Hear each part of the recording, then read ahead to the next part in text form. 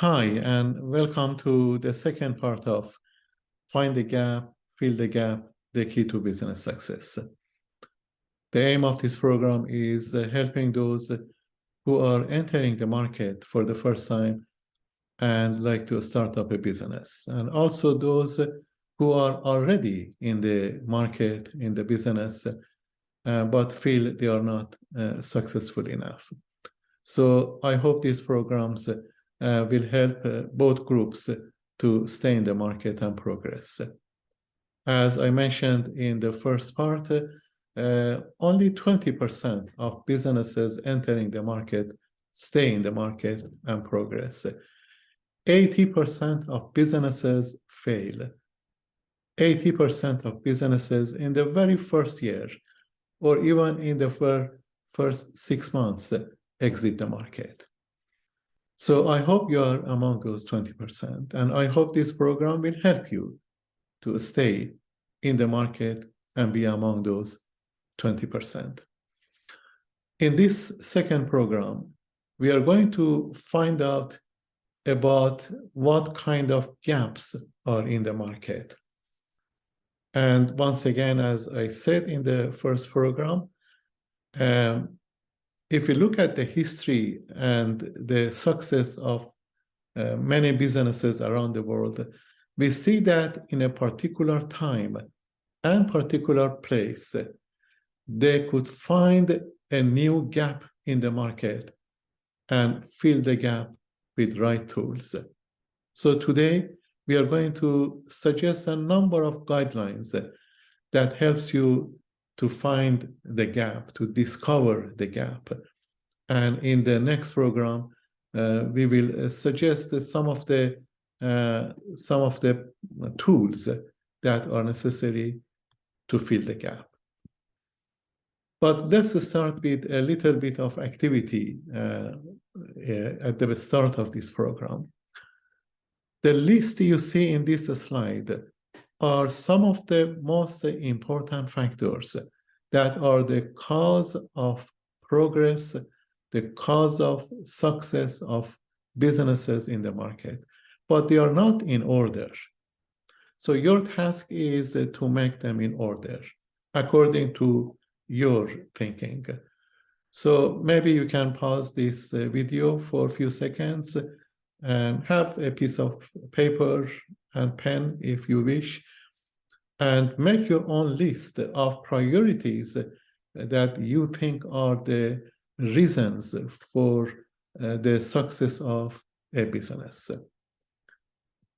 So now, assuming that you have done your task, this is the list that one research shows that are the cause of success of businesses.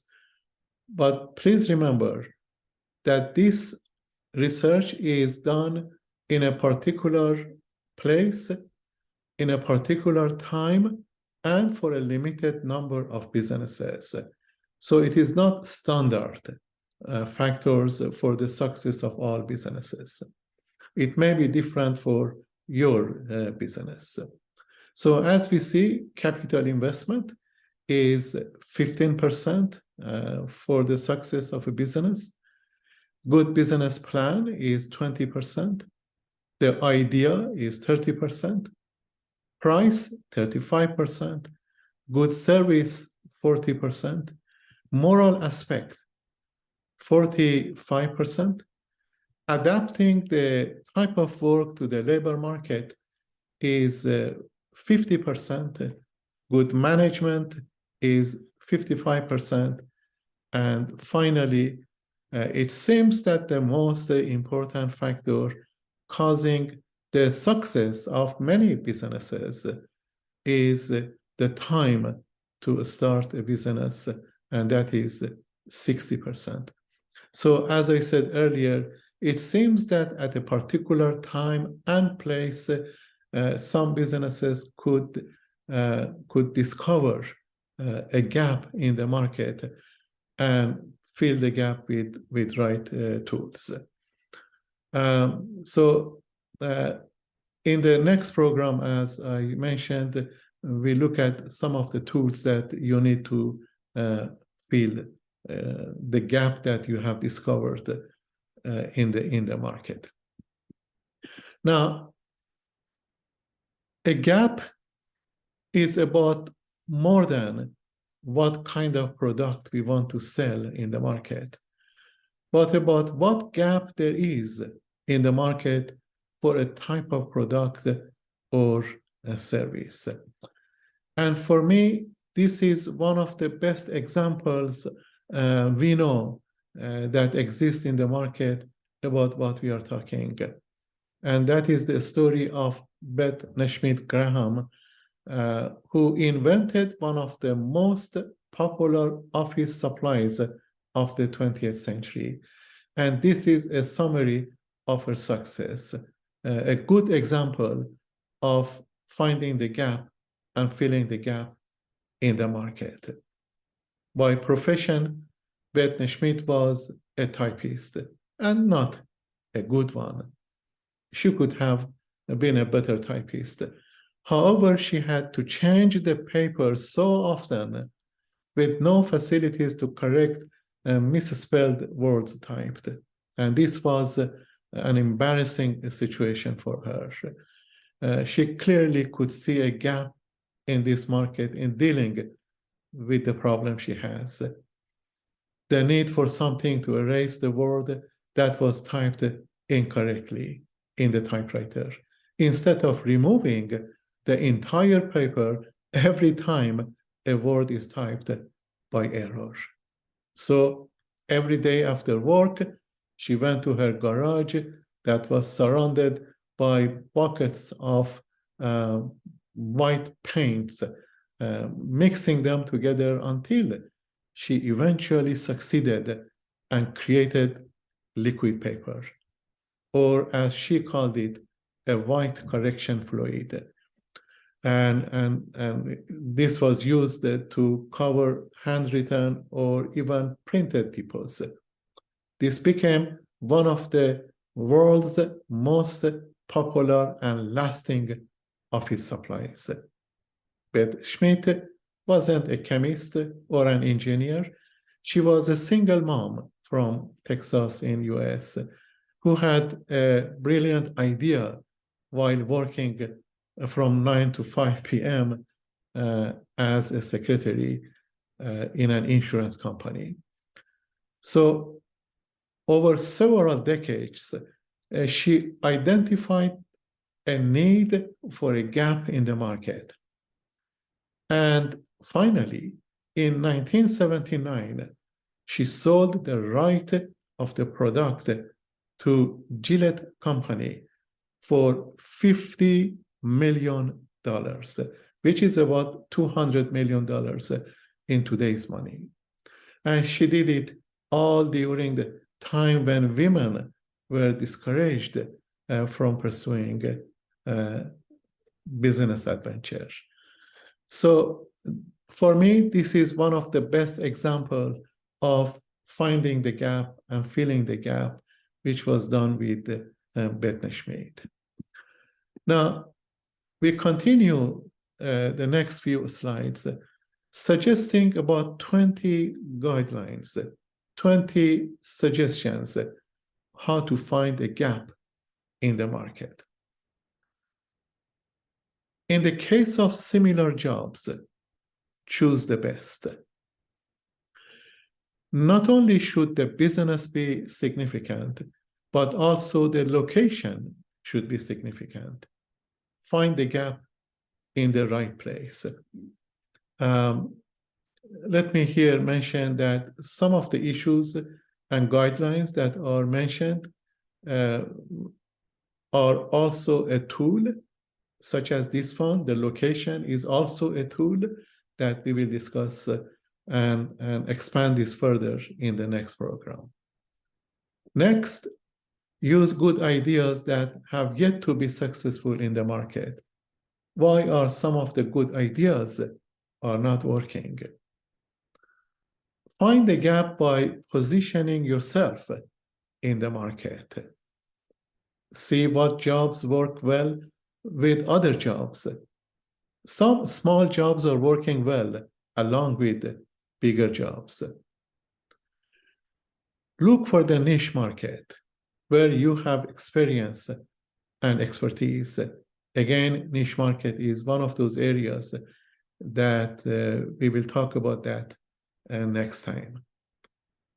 Apply your market research and proceed to find the gap. Find gaps in the market through people.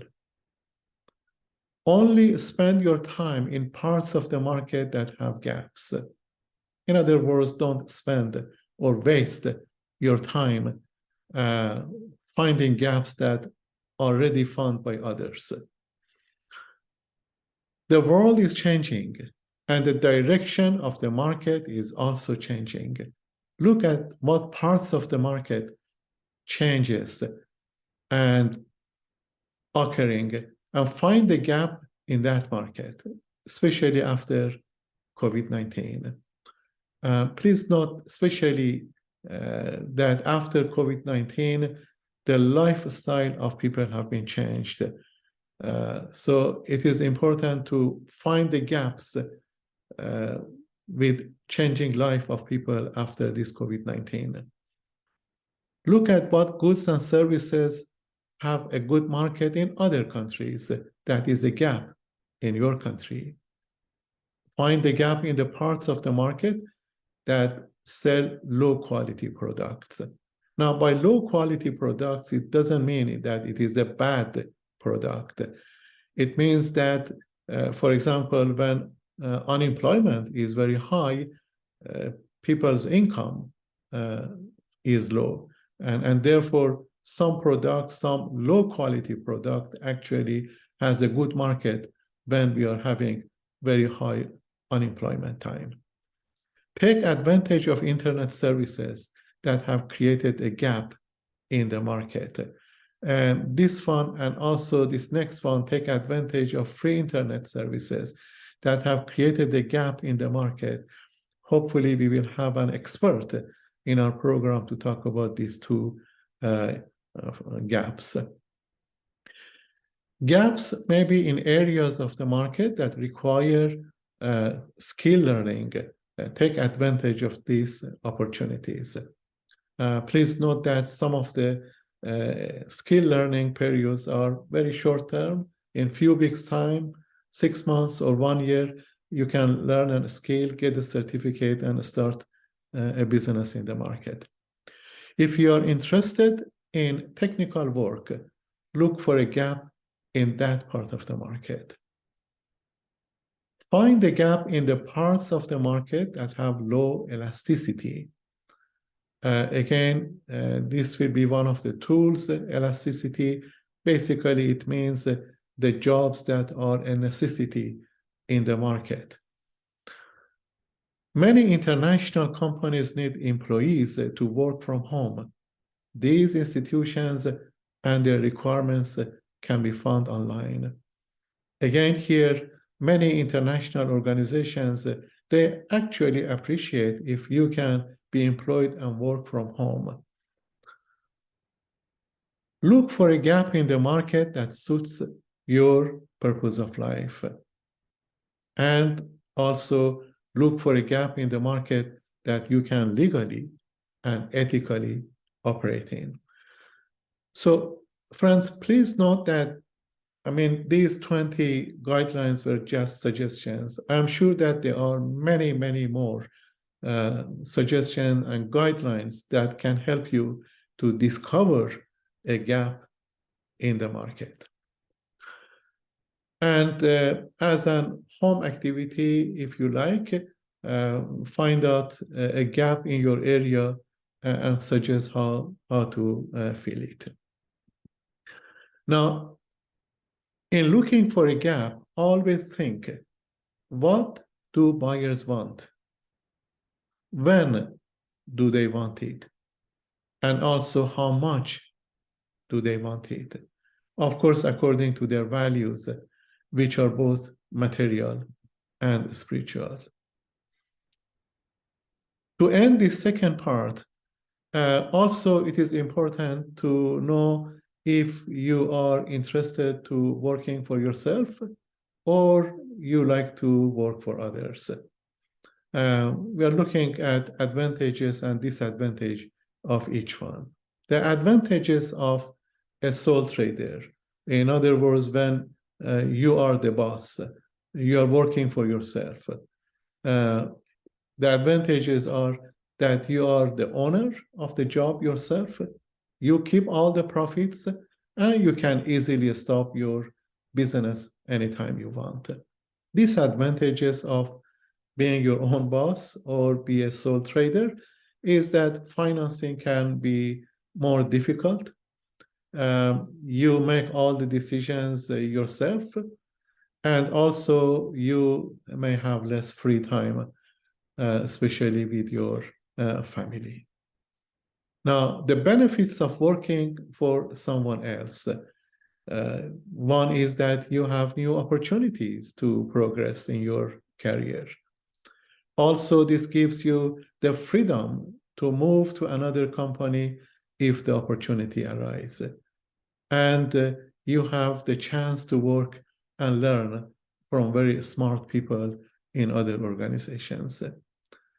There are disadvantages of working for someone else, including less control over your job control or your job role, less control over finances, and also not using your creativity in the business. So, friends, this was the second part of our program, Find the Gap, Fill the Gap, the key to business success. I hope it was helpful.